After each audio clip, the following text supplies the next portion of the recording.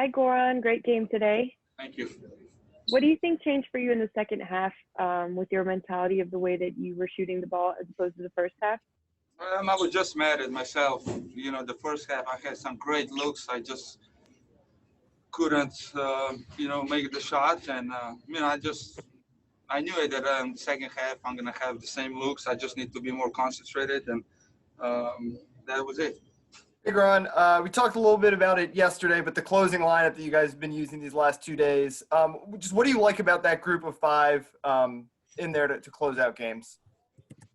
We have shooting, we have defensive stoppers, we have a great guys who are making great decisions with the balls, and from there on we just share the game. And when we locked in defensively, it's really easy to play in offense. We don't put pressure on ourselves, and when we open, we make shots.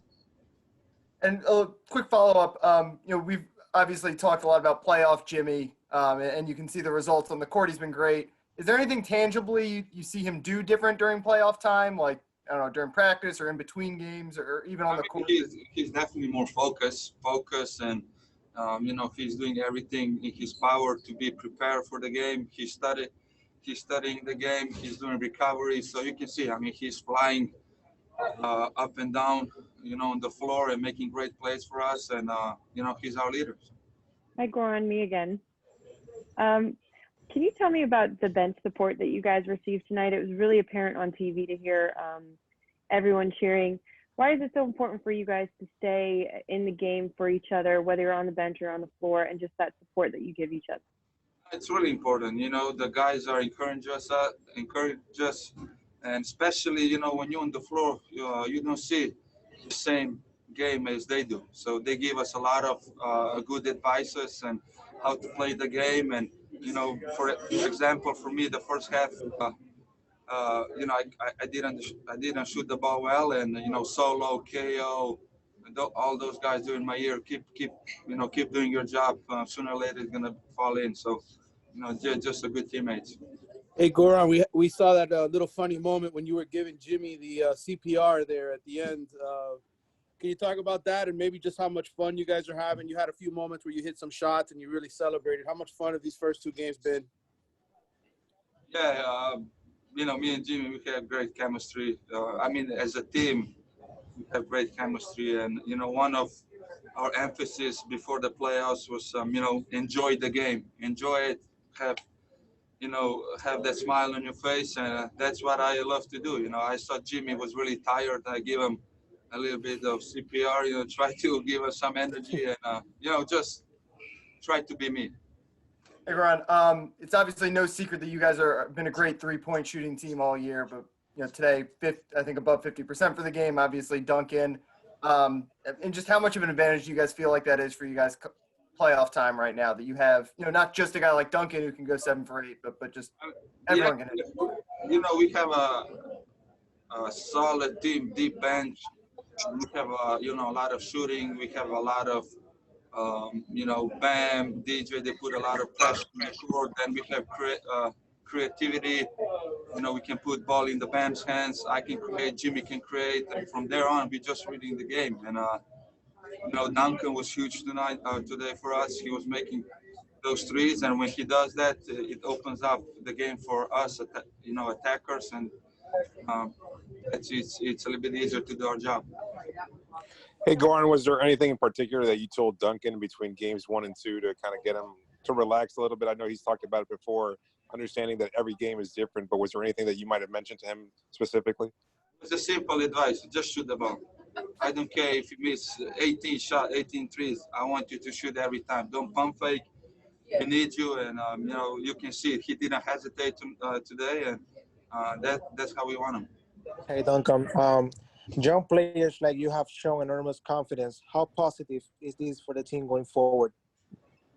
It's huge. There's obviously a huge difference between being 1-1 in a series and 2-0. So we wanted to just come out with a really heightened sense of urgency. I thought we did that. I thought we made some good adjustments.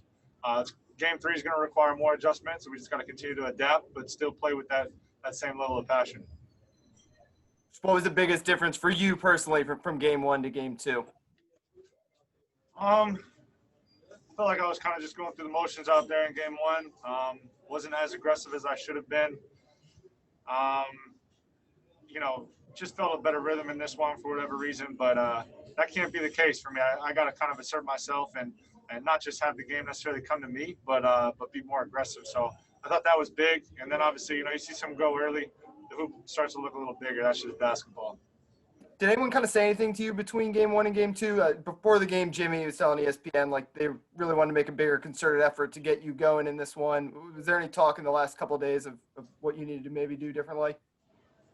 Yeah, absolutely. You know, after game one, we sat down and just talked adjustments, things I needed to do from a personal standpoint, especially offensively and defensively. And, you know, there's a couple of assistants that I joke around with, and they basically told me I wasn't there at game one. So I needed to assert myself in this one. And fortunately, my teammates found me in good situations, and I just tried to do my job. Hey, Duncan, I'm wondering if just from a defensive standpoint, did they pretty much guard you the same way they did in game one, or were there some things you were able to exploit in this one just from a strategic standpoint?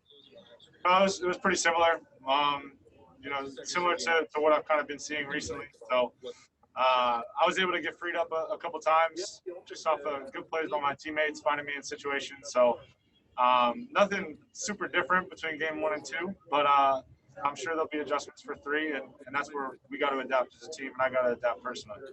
And then just as a quick follow-up, you know, Goran was just in there talking about having fun and how that was really a big theme, I guess, you know, making sure you guys are enjoying yourselves. Can you talk about that a little bit and just being able to enjoy these first two games, and it's not just stress, it's actually fun out there? Yeah, absolutely. You know, thankfully we have veteran leadership to remind us of that.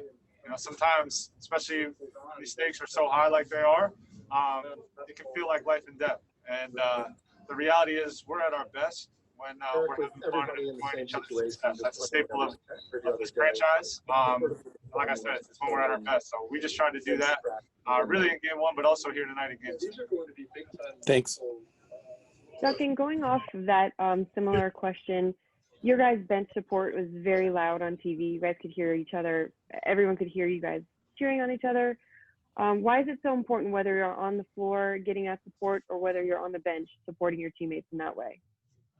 It's huge. You know, you want to be connected 1 through 17, and we really feel that that's a strength of ours. You know, I mentioned it earlier, but really enjoying each other's success is something that we really prioritize. And, you know, you come to learn that when you start to enjoy other people's, when it's your turn to kind of have your moment, that moment is more enjoyable as well because you feel like you have your whole team behind you. So it's something we've been building and growing all year, but it's definitely, you know, coming to fruition here in the playoffs. Hey, Duncan, there's been a lot of talk about playoff Jimmy Butler. I'm just curious, do you see anything like tangibly different with him, either with his preparation or the way he's carrying himself on the court or in the locker room, anything like that? Probably just a heightened sense of urgency. You know, he plays the game with so much passion, and I think you guys all see that. He did it during the regular season, but I would say it feels like it's taken up a notch here. He wants to win, he loves to win, and he holds people accountable. And, you know, us as his teammates need to learn that not to take that personally, but just to be all the way in with him and buy in and do our jobs. Duncan, I got here a little late. I hope this wasn't asked. Do you feel any different today when you're making shots? You hit your first four than any other game, playoff and all that? Or is it just you started off well and it kept going? Nothing really jumps out at me as being different. Obviously, you know, when you see the first couple go, you know, the confidence kind of starts to build. But you're not always going to have that luxury. So I feel like I've gotten better and I've learned throughout this year to learn to play through misses and still be aggressive and still have that same mindset. So credit to my teammates for finding me in situations and getting me in the rhythm.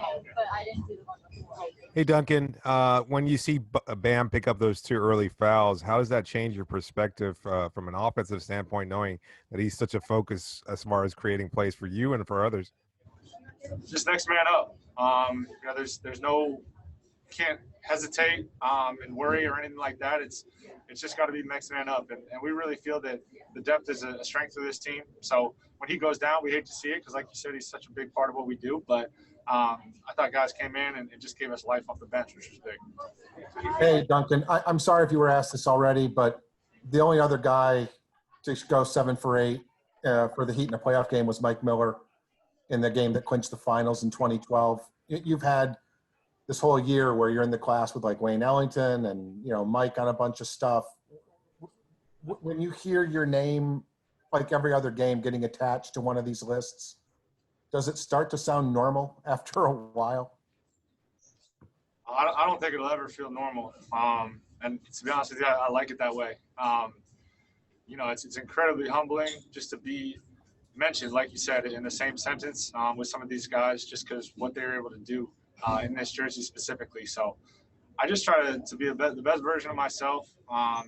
And they've certainly inspired me in my play, particularly Mike. You know, he reached out to me over quarantine, and we've been able to connect. And he's been huge, always been in my ear, been texting me since I've been down here. So, you know, he's been like a great vet to me. So just to be mentioned in the same sentence, obviously he did it on a significantly higher stage. So there's a lot more for me to go, that's for sure.